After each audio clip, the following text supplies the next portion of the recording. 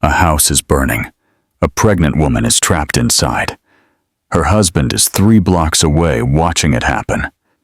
Atlanta, Georgia, October 17th, 2023. 11:43 p.m.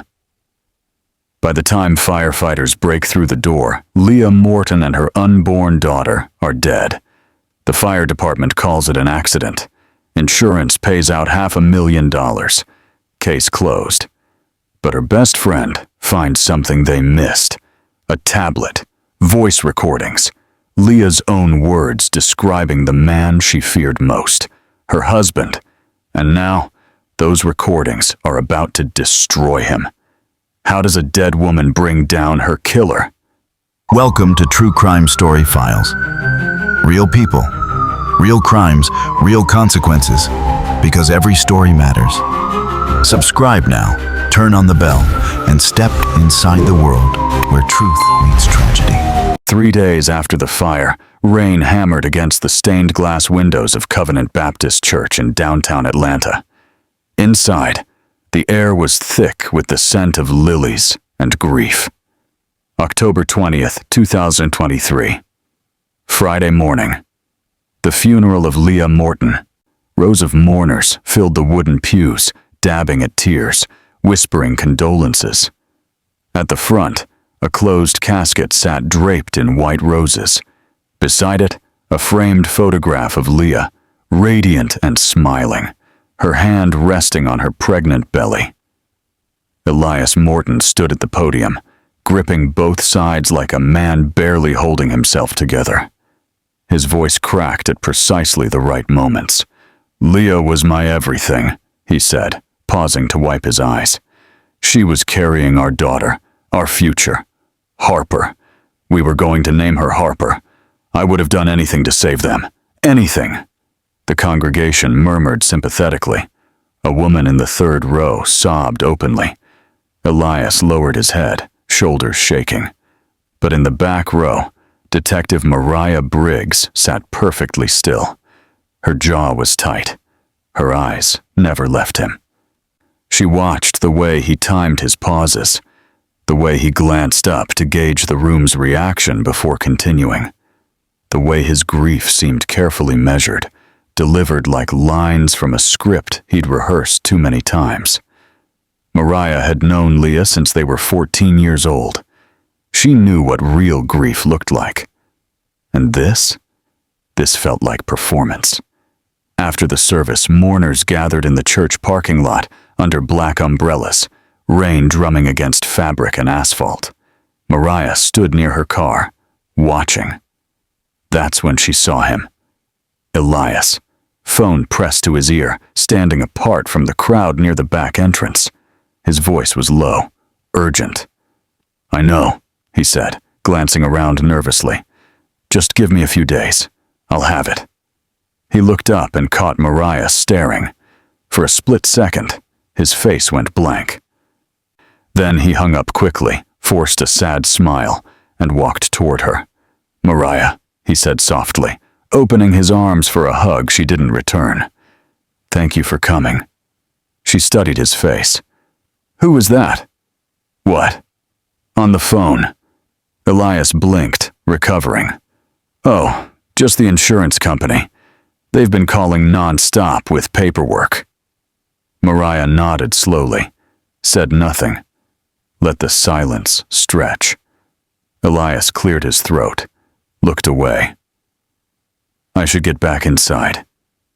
She watched him walk away, that phone call playing over in her mind. The tone, the urgency, the way he'd said, "I'll have it," like he was making a promise to someone who didn't take no for an answer. 3 weeks earlier, Mariah had met Leah at their favorite coffee shop on Peachtree Street. It was a Saturday afternoon, and Leah had been glowing the way pregnant women do when everything still feels full of hope. She laughed about baby name debates, joked about her swollen ankles, showed Mariah photos from her latest ultrasound. But then, halfway through her latte, Leah's smile faded.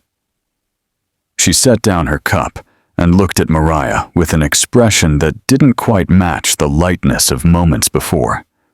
"Elias has been acting strange lately," she said quietly. "Paranoid, like he's hiding something." Mariah, distracted by her own work stress, waved it off. "He's probably just freaking out about becoming a dad. Men do that." Leah forced a small smile. "Yeah, probably." But Mariah noticed the way Leah's hand tightened around her cup, the way she didn't quite meet her eyes when she said it. In the weeks that followed, Leah tried to live her normal life. She counseled anxious teenagers at the high school where she worked, her voice calm and reassuring, even when her own mind was racing.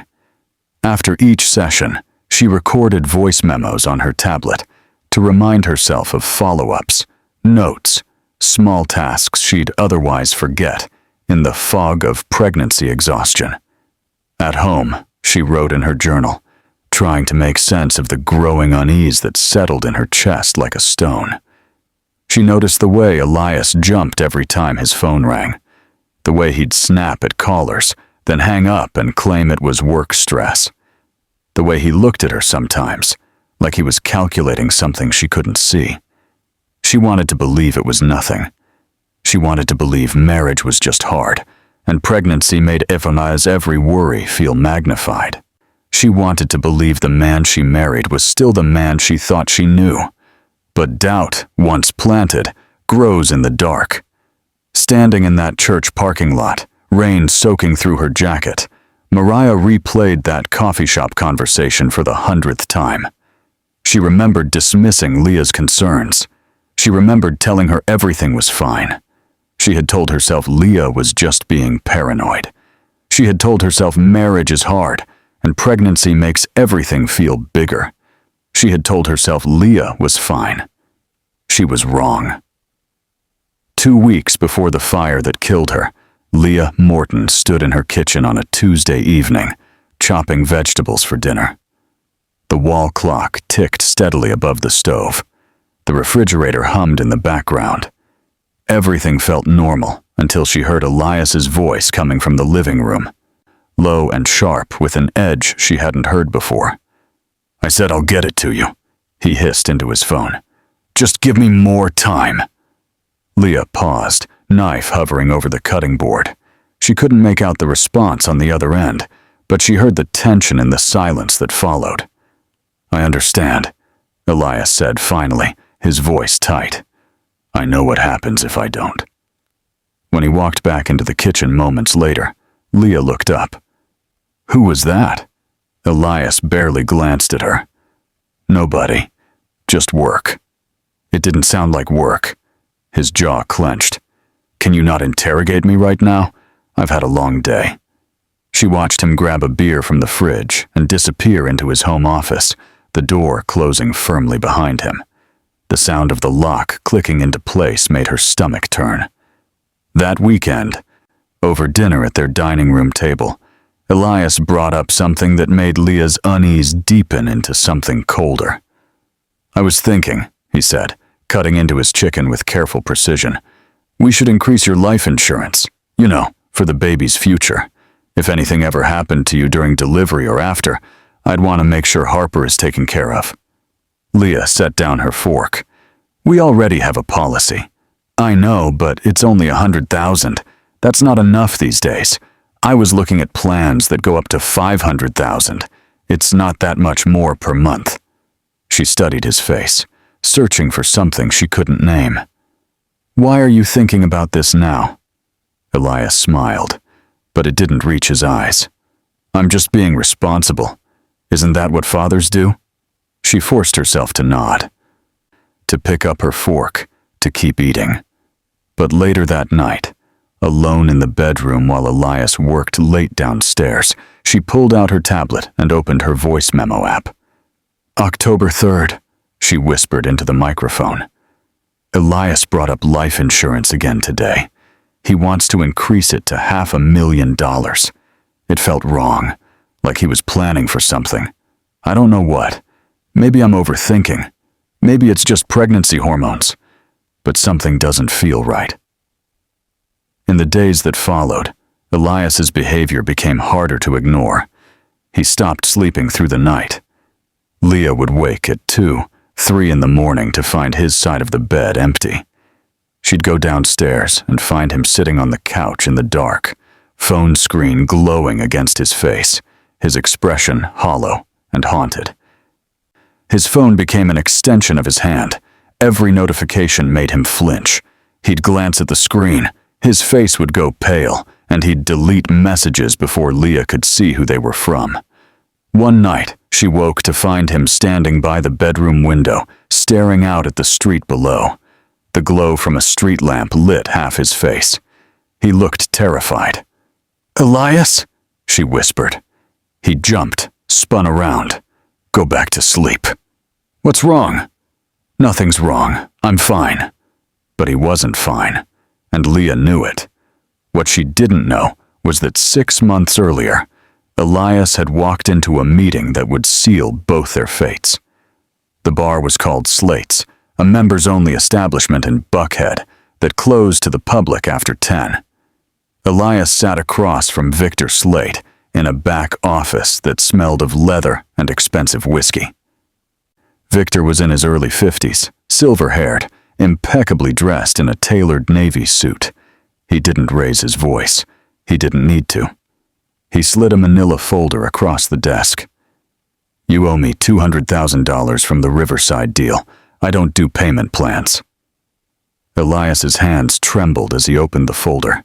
Inside were contracts, wire transfer receipts, photos of the property that was supposed to make them both rich and instead had been condemned by the city. "I can get it back," Elias said quickly. "Just give me 6 months. I have other deals in the pipeline." Victor leaned back in his chair, studying him the way a scientist might study an insect under glass. "You don't have 6 months. You have 30 days. "That's impossible." "Then let me offer you an alternative." Victor poured 2 glasses of bourbon, slid one across the desk. "Work for me. Help me move properties. We use fire to clean bad investments. Insurance companies pay out. Everyone wins." Elias stared at him. "That's arson." Victor smiled, a thin, patient smile. "That's business." Elias didn't take the deal that night. He told himself he'd find another way. He told himself he wasn't that kind of man. But desperation has a way of rewriting who we think we are. 30 days came and went. Elias didn't have the money. Victor called him on October 1st, his voice calm and final. "You've got 30 more days," Victor said. "Pay me, or I take what you owe from your assets, your reputation, and maybe your kneecaps. Your choice." Elias hung up the phone and sat in his car for an hour, shaking. On October 10th, 1 week before Leah would die, Elias met Victor in a dim parking garage beneath a downtown office building. The fluorescent lights flickered overhead. The air smelled like oil and exhaust. Elias was shaking so badly he could barely get the words out. "What if," he began, his voice cracking, "what if we burned down my house? The property insurance plus Leah's life insurance.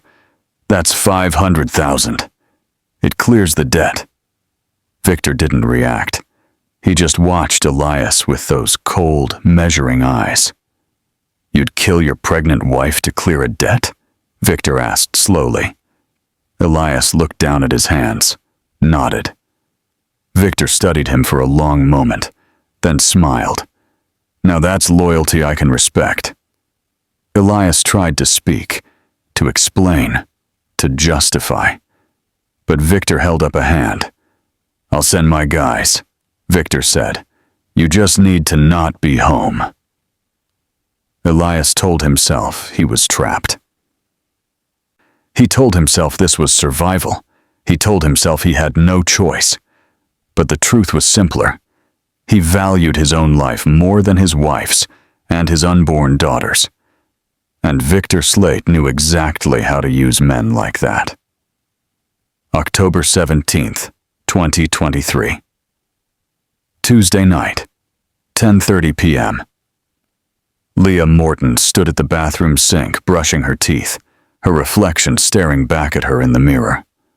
7 months pregnant, exhausted from a long day at work, she rubbed her swollen belly in slow circles and whispered to the baby the way she did every night.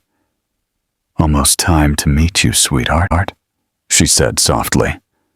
"Your room's almost ready. Daddy painted it yellow yesterday. You're going to love it." She rinsed her mouth, turned off the light, and walked back into the bedroom. Elias was already there, standing by the nightstand, with a steaming mug in his hands. "Thought you could use this," he said, offering her chamomile tea. "You've been restless lately." Leah smiled, touched by the gesture. "Thank you. That's sweet." She climbed into bed, propped up by pillows, and opened the novel she'd been reading for weeks, but never seemed to finish. Elias sat on the edge of the bed for a moment, watching her. Then he leaned over and kissed her forehead. His lips lingered there longer than usual. "I love you," he said quietly. "I love you too." He left the room without another word. Leah took a sip of the tea. It was warm, soothing, with just a hint of honey, the way she liked it. The lamplight beside her bed cast a soft glow across the pages of her book. The television murmured faintly from downstairs. Everything felt ordinary, safe. By 10:45, her eyes began to feel heavy, heavier than they should have. She blinked hard, trying to focus on the words in front of her, but the sentences blurred together. The book slipped from her hands and landed softly on the comforter. She reached for her tablet on the nightstand, opened her voice memo app out of habit, and pressed record. "Remind myself to call," she mumbled, her words slurring slightly. "Mariah tomorrow. Need to talk about—" Her voice trailed off. Her hand dropped. The tablet slid onto the bed beside her. She was asleep before she could finish the thought. Unnaturally fast, deeply, completely asleep. At 11:15 p.m., Leah woke choking. Her throat burned. Her eyes stung.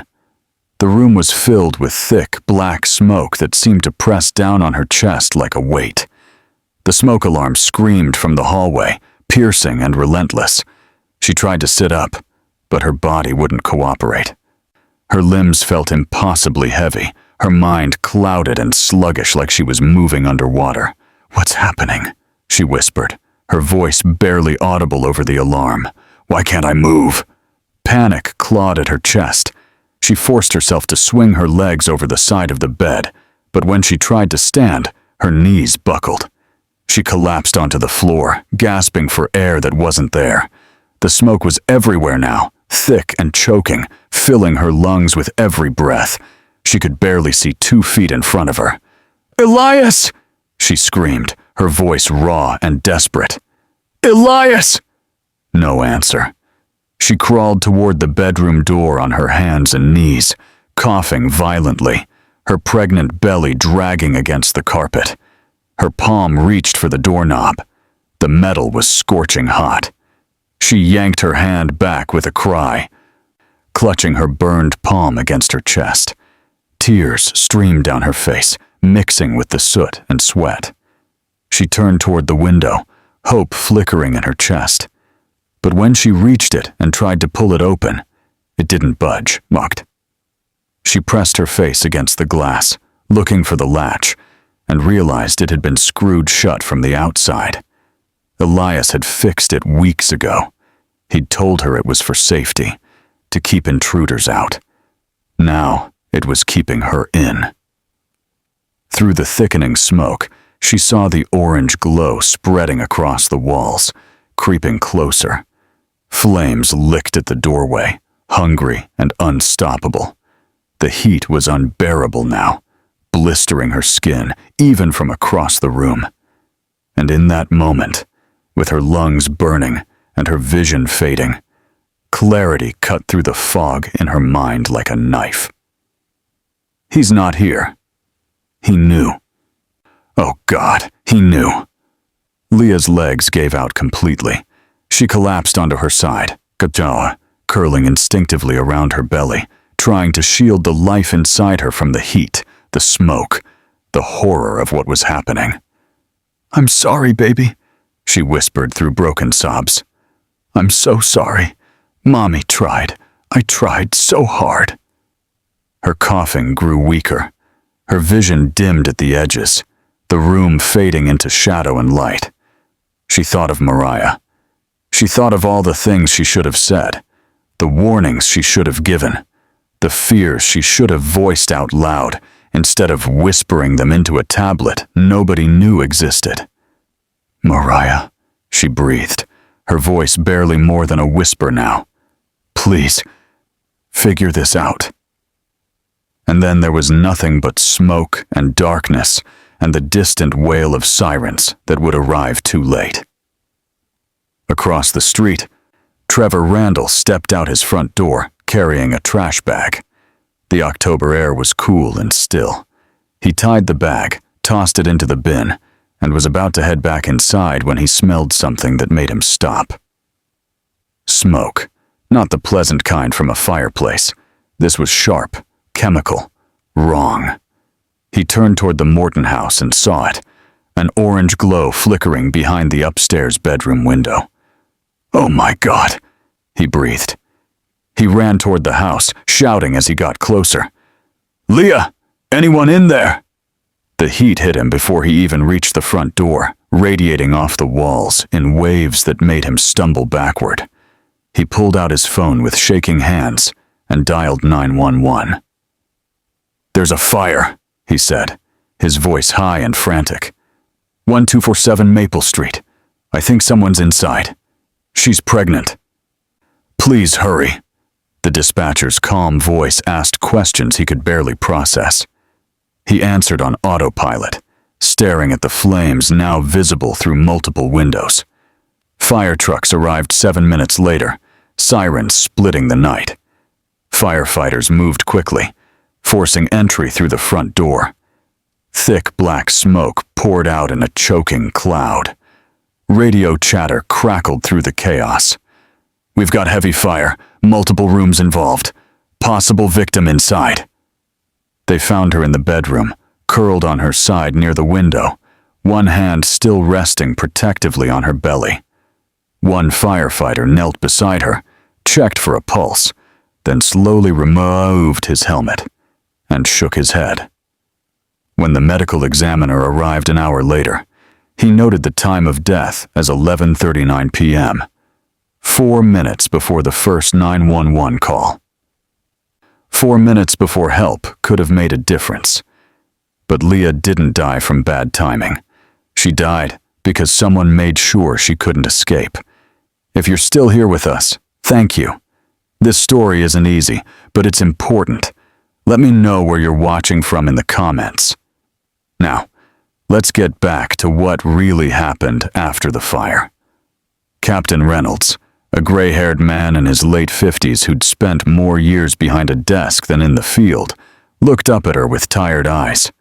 He didn't pick up the report. "Mariah," he said slowly, "you're too close to this. You're grieving. The fire marshal ruled it accidental." "The fire marshal is wrong." "Then let another detective handle it. You're off this case. That's an order."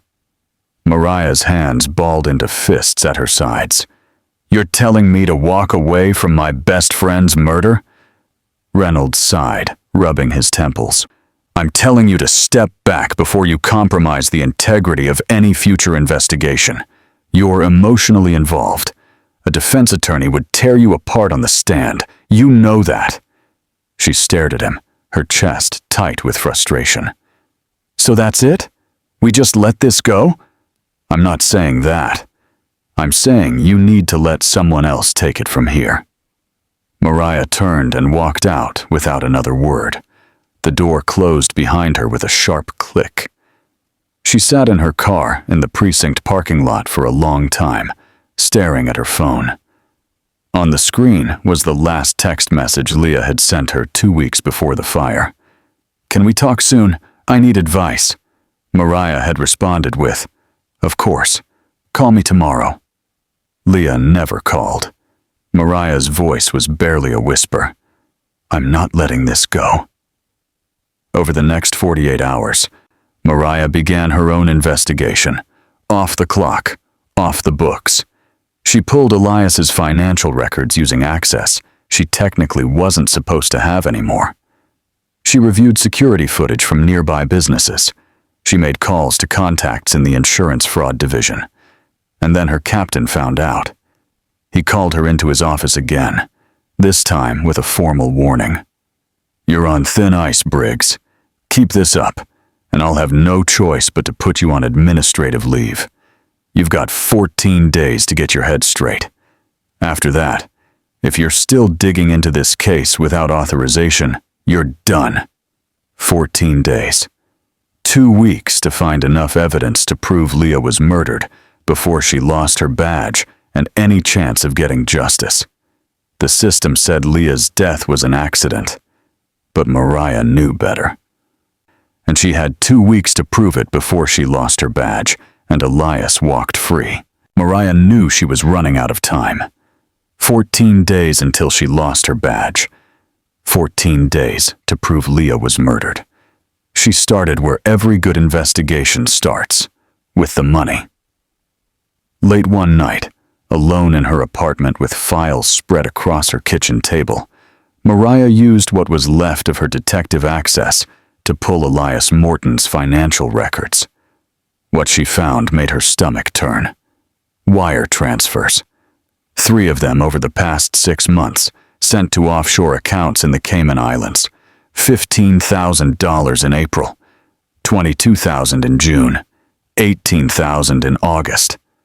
Then, 2 weeks before the fire that killed Leah, a $50,000 cash withdrawal. No explanation, no paper trail. But it was the recurring payments that caught her attention. Monthly transfers to a company called Slate Property Solutions. $5,000 a month for the past year. Mariah ran the name through the police database. Slate Property Solutions was an LLC registered in Georgia, owned by a man named Victor Slate. And when she dug deeper, she found something that made her pulse quicken. 3 properties linked to Slate Property Solutions had burned down in the past 2 years. All 3 were ruled accidental by fire marshals. All 3 resulted in substantial insurance payouts. 1 in Marietta, 1 in Decatur, 1 in Sandy Springs. Victor Slate's name appeared in connection with organized insurance fraud investigations going back a decade, but he'd never been convicted. He was careful. He used intermediaries. He kept his hands clean. Until now. Mariah stared at the screen, her jaw tight. Elias hadn't just been in debt. He'd been working for a man who specialized in burning buildings for profit, and somehow Leah had become part of the business model. 2 days later, Mariah drove to Riverside High School, where Leah had worked as a counselor. The principal, a kind woman in her 60s named Mrs. Anderson, met her in the office with a cardboard box in her arms. I packed up Leah's things, Mrs. Anderson said softly, her eyes red from crying. I thought you might want them. Her family hasn't come by yet. Mariah took the box, thanked her, and carried it to her car. Inside were framed photos of Leah and Elias on their wedding day, lesson plans for her students, a coffee mug that said, World's Okayest Counselor, and at the bottom, a tablet with a cracked screen. Mariah turned it on. Low battery. The screen lit up with a password prompt. She tried Leah's birthday. Incorrect. She tried Elias's birthday. Incorrect. She tried their anniversary. Still nothing. Then she remembered something from high school, a stupid inside joke they'd had when they were 15. They'd given themselves ridiculous superhero names based on their personalities. Leah had been Captain Overthink. Mariah had been Detective Obvious. Mariah typed it in. Captain Overthink. The screen unlocked. Her breath caught. The tablet opened to Leah's voice memo app. Dozens of recordings, most of them work-related. Reminders to follow up with students, notes about parent meetings, small, mundane tasks. But then Mariah saw a folder labeled Personal Thoughts. She tapped it open. 6 recordings. The dates made her chest tighten. She pressed play on the first one. Leah's voice filled the car. Soft and uncertain. September 26th. Elias has been acting strange, secretive, paranoid. I don't know if I should be worried or if I'm just overthinking like I always do. Mariah's hands gripped the steering wheel. The second memo. October 3rd. He pushed me to increase my life insurance today. Something about protecting the baby. $500,000. It felt wrong, like he was planning for something I couldn't see. The 3rd. October 10th. Elias got a call tonight. When I asked who it was, he looked terrified and said nobody. He's hiding something dangerous, I can feel it. Mariah's vision blurred with tears. The 4th memo was from October 15th, 2 days before the fire. Leah's voice was quieter now, more afraid. I think Elias is more afraid of someone than he's ever been of losing me. I need to figure out who before it's too late. Before it's too late. Mariah sat in that parking lot for 20 minutes, listening to the memos over and over. Leah's voice, worried and cautious, trying to make sense of the danger closing in around her. Trying to protect herself. Trying to do the right thing. And Mariah had dismissed her. She'd told Leah she was overthinking. She'd told her everything was fine. Tears streamed down her face as she pressed play on the final memo one more time. I need to figure out who before it's too late. It was already too late, Mariah whispered, her voice breaking. But I can still make sure you get justice. She wiped her eyes, took a deep breath, and made a decision. The voice memos weren't just recordings. They were evidence. They were Leah's testimony from beyond the grave. They proved she'd been afraid. They proved Elias had been hiding something. They proved this wasn't an accident. But evidence alone wouldn't be enough. She needed someone who'd been there. Someone who knew what really happened the night of the fire. Someone on the inside willing to talk. And Mariah knew exactly where to start looking. Leah couldn't save herself. But her voice, captured in worried whispers on a cheap tablet, was about to become the most powerful evidence in the case. Now, Mariah just had to find someone on the inside willing to talk. Mariah spent the next 3 days tracking down every piece of surveillance footage she could find near Leah's house. Gas stations, convenience stores, traffic cameras, doorbell cameras from neighboring homes. She reviewed hours of grainy footage, looking for anything that didn't belong. And then she found it, a gas station 2 blocks from Leah's street. Timestamp, 10:47 p.m., October 17th, 2023. The night of the fire, a black Chevy Suburban rolled past the camera, heading in the direction of Maple Street. No headlights, moving slowly, deliberately. Mariah paused the footage, zoomed in on the license plate, and ran it through the DMV database. The vehicle was registered to a shell company called Redline Logistics LLC, and when she dug into Redline Logistics, she found exactly what she expected. It was linked to Victor Slate. Now she had a vehicle. Next, she needed a name. She cross-referenced Victor's known associates, pulling up every arrest record, probation file, and surveillance report tied to his operation. One name appeared multiple times. Dante Cruz, 34 years old, low-level enforcer. 2 prior arrests for arson-related offenses, both cases dismissed due to lack of evidence. Currently on probation for insurance fraud. His last known address was a rundown apartment complex in East Atlanta. Mariah didn't tell her captain. She didn't file a report. She went alone. It was late afternoon when she pulled up to the building, a faded brick structure with rusted balconies and laundry hanging from railings. She climbed the stairs to the third floor, found apartment 3, and knocked.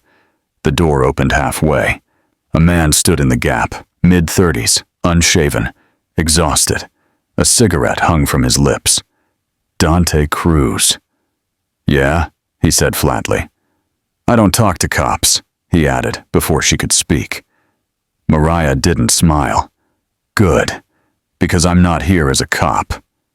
I'm here as a friend of the woman you helped kill." Dante's expression didn't change, but his hand tightened on the doorframe. He started to close the door. Mariah stopped it with her foot. "Leah Morton," she said, her voice cold and steady. "Pregnant. Burned alive in her own home. Ring a bell?" "I don't know what you're talking about." Mariah pulled out her phone, held it up so he could see the screen. The gas station footage played in a loop. The black Suburban. The timestamp. The license plate. "That's your car," she said. "I have the plates. I have your phone pinging off the cell tower near her house at 10:52 p.m. I have accelerant samples from the scene that match the chemical signatures of fires you've been linked to in Marietta and Decatur." Dante stared at the phone, his jaw working. "You're looking at 40 years for felony murder," Mariah continued. "But I can offer you full immunity if you testify." Dante scoffed, shaking his head. "You think I'm scared of prison? Victor will kill me if I talk. You know that." "Victor's going to kill you anyway," Mariah said. "You're a loose end. The moment this investigation gets too hot, you're the first person he burns, literally." Dante looked away, took a long drag from his cigarette. His hands were shaking slightly. Mariah reached into her jacket pocket and pulled out her phone again. This time, she played something different. Leah's voice filled the narrow hallway, soft and frightened. "I think Elias is more afraid of someone than he's ever been of losing me. I need to figure out who before it's too late." Dante's face went pale. Then Mariah showed him a photo. Leah's ultrasound, a grainy black and white image of a baby curled in the womb, tiny hands near her face. "She was 7 months pregnant," Mariah said quietly, her voice tight with controlled rage. "She had a daughter. She was going to name her Harper. You burned them both alive." Dante turned away, his shoulders hunched. He ran a hand over his face, exhaled slowly. "He didn't tell us she was pregnant," he said, his voice cracking. "He just said, make it look like an accident. Get in. Set the charges. Get out. That's all we knew." "Who's he?" Dante didn't answer. Mariah stepped closer. "You have a chance to do the right thing here. One chance." Dante was silent for a long moment. Then he spoke, so quietly she almost didn't hear him. "I got a little sister," he said. "She's 26, pregnant with her first kid." Mariah watched him, waiting. "If something like this happened to her," Dante continued, his voice hollow, "I'd want someone to do the right thing. Then help me make sure no one does to her what you did to Leah." The silence stretched between them, thick and heavy. Finally, Dante looked up, his eyes red. "What do you need?" 2 days later, Mariah met Dante in an empty parking garage downtown. She brought a small digital recorder, no bigger than a pack of gum, and a roll of medical tape. The deal was simple: full immunity from prosecution in exchange for testimony and one recorded meeting with Victor Slate and Elias Morton. All Dante had to do was get them talking about the fire, about Leah, about what they called the Morton job. Mariah lifted Dante's shirt and taped the recorder to his chest, just below his rib cage, where it wouldn't be visible under clothing. "What if they pat me down?" Dante asked, his voice tight with nerves. Mariah looked him in the eye. Then you're dead, so don't let them. She pressed the small button on the side of the recorder. A tiny red light blinked once, then went dark. Active. It's voice activated, she said. It'll record everything. Just get them talking. Ask questions. Act natural. Dante nodded, but his hands were shaking. He pulled his shirt back down, adjusted his jacket. You sure about this? He asked. Mariah thought of Leah, thought of her voice on those recordings, scared and alone, trying to protect herself from a danger she couldn't fully see. I'm sure, she said. Dante took a deep breath, then walked toward his car. Mariah watched him go, her heart pounding. She knew the risk. If Victor or Elias suspected anything, even for a second, Dante would be the next person to burn. But she also knew this was their only shot. Without a confession, without someone on the inside willing to talk, Elias would walk free, and Leah's death would remain an accident on paper. Dante walked into that meeting with a wire. If they suspected anything, even for a second, he'd be the next person to burn. But Leah's voice was already in his head, and he knew he couldn't live with the alternative.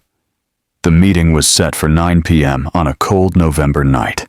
A small back office above a bar called Slate's in Buckhead, closed to the public after hours. Victor Slate sat behind a polished oak desk, dressed in a charcoal suit, calm and composed as always.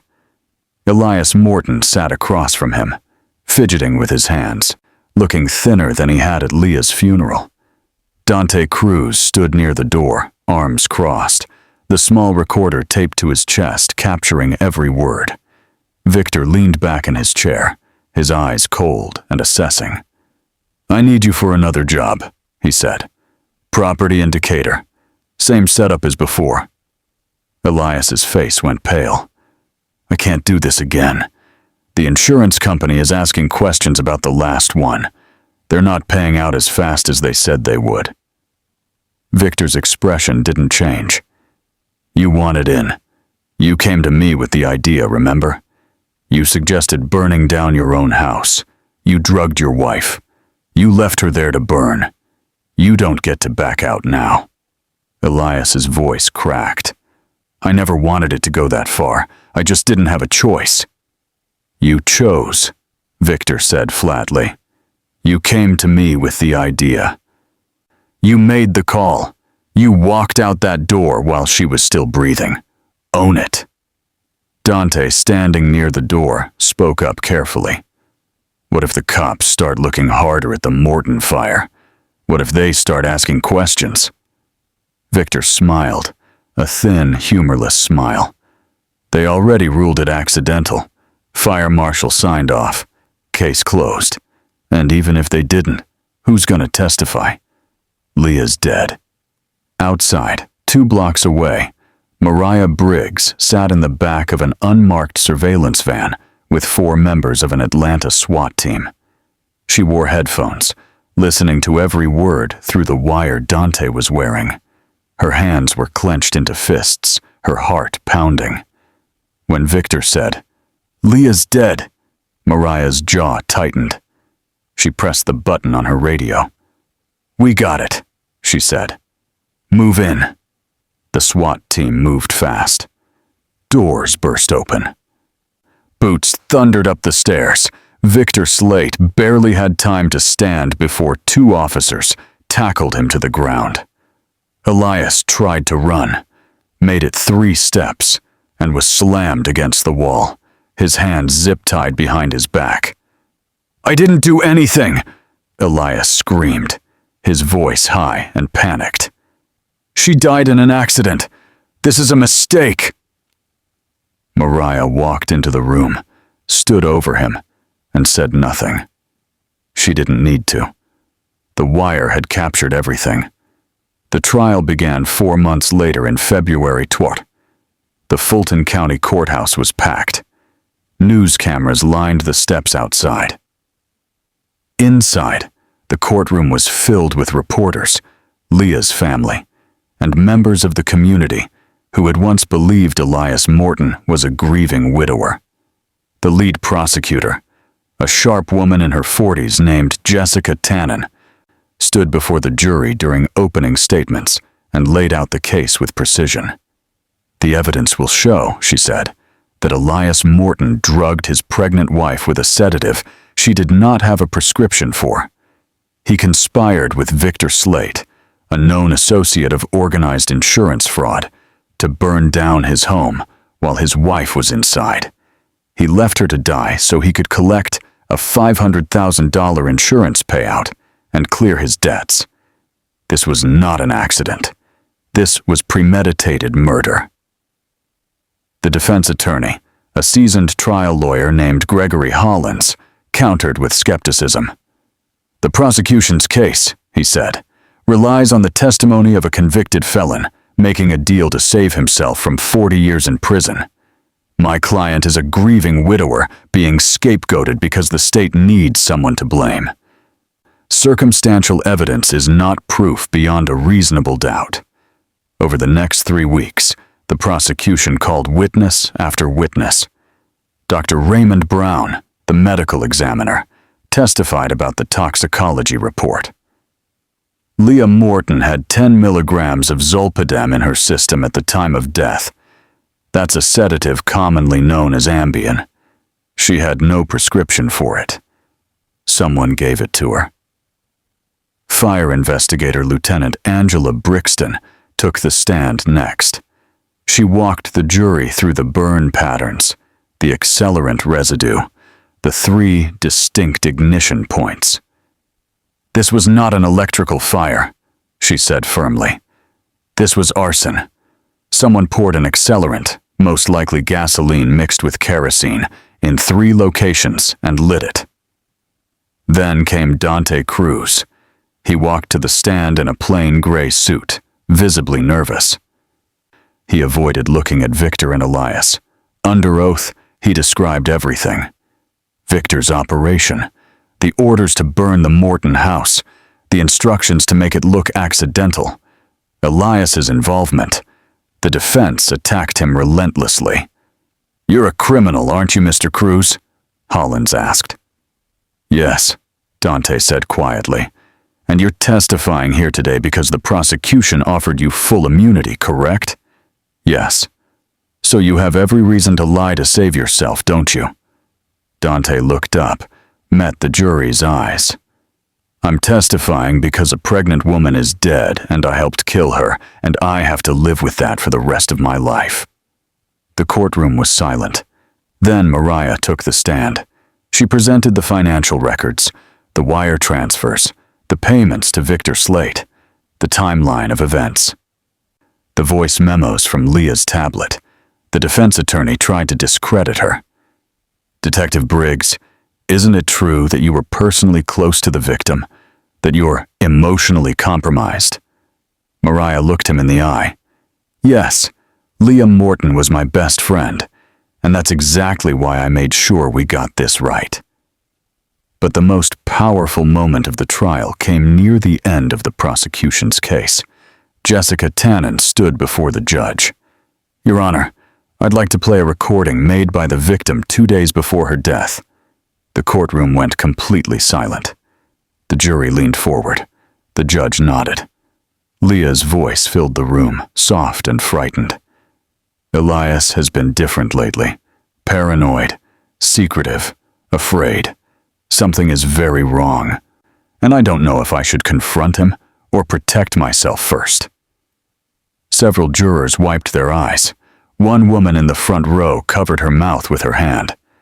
Elias sat frozen at the defense table, his face drained of color, his hands trembling. In her closing argument, Jessica Tannen stood before the jury and spoke directly to them. "Leah Morton tried to protect herself," she said. "She documented her fears. She recorded her concerns. She left us breadcrumbs. And now her voice, her own words, are telling you who killed her. Don't let her death be in vain." The defense countered with doubt. "Circumstantial evidence," Hollins argued. "The testimony of a criminal. That's not proof beyond reasonable doubt. The jury deliberated for 6 hours. When they returned, the foreman, a middle-aged man in a blue sweater, stood and read the verdict. We find the defendant, Elias Morton, guilty of first-degree murder, conspiracy to commit murder, and arson resulting in death. Elias collapsed forward in his chair, his head in his hands. His attorney placed a hand on his shoulder, but there was nothing left to say. 2 weeks later, at sentencing, Judge Harold McMillan looked down at Elias from the bench. "Mr. Morton," he said, his voice steady and cold, "you murdered your wife and your unborn child for money. You drugged her, trapped her, and left her to burn alive. You will spend the rest of your life in prison. Life without parole." Victor Slate was sentenced separately. 45 years under RICO statutes for murder for hire, arson, and racketeering. At 61 years old, it was effectively a life sentence. The courtroom emptied slowly. Mariah stood outside on the courthouse steps, the winter air cold against her face. She felt no triumph, no relief, just the quiet, heavy weight of knowing that justice, when it finally comes, can never undo what was lost. 6 months after the trial, Mariah stood in a bright office space in Midtown Atlanta. Sunlight streamed through the windows. On the wall behind her, letters spelled out, "Leah and Harper Morton Foundation," in bold, clean font. A young woman sat across from her, tears streaming down her face. "My boyfriend has been threatening me," she said, her voice shaking. "I don't know what to do. I don't know where to go." Mariah leaned forward, her voice gentle but firm. "You came to the right place. We're going to help you." Late that night, Mariah sat alone in her office. The building was quiet. Leah's tablet rested on her desk, screen glowing softly in the dim light. She pressed play on an earlier recording, one from before the fear set in. Leah's voice filled the room, light and laughing. "Harper or Grace? I can't decide. Elias likes Harper, but I keep coming back to Grace. What do you think?" Mariah closed her eyes, listening. "I still wonder if I could have saved her," she whispered. "If I'd pushed harder when she told me something was wrong. If I'd listened better." She paused the recording, her finger hovering over the screen. "But I can't change the past. All I can do is make sure her story saves someone else." Behind her, the office wall was covered with memories. Photos of Leah smiling, her ultrasound image, newspaper clippings with the headline, "Man sentenced to life for killing pregnant wife in arson plot." Justice didn't bring Leah back, but it ensured that her voice, the one Elias tried to silence forever, became the evidence that destroyed him. Thank you for staying with us through Leah's story. It wasn't easy to tell, and I know it wasn't easy to hear, but stories like this need to be told because they could save a life. If you found this story important, please subscribe and share it. You never know who might need to hear it. Hit that notification bell so you never miss our next case. And I want to hear from you in the comments. Have you ever ignored a friend's concerns only to regret it later? What would you have done in Mariah's position? How do we better protect people who feel trapped in dangerous situations? Your thoughts matter. Leave them below. And if you or someone you know is in danger, speak up. Remember, if something feels wrong, it probably is. Trust your instincts, document everything, and never stay silent. Your voice matters, even when they try to take it away. Until next time, stay safe.